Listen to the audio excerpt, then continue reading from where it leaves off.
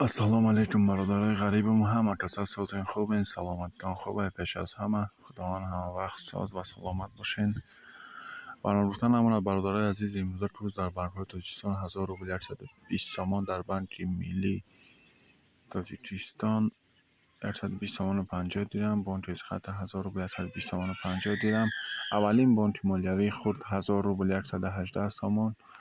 بانک بین‌المللی تاجیکستان 1000 روبل 119 تومان. کامرس بانک 1000 روبل 117 تومان. کامرس بانک تاجیکستان 1000 روبل 115 تومان.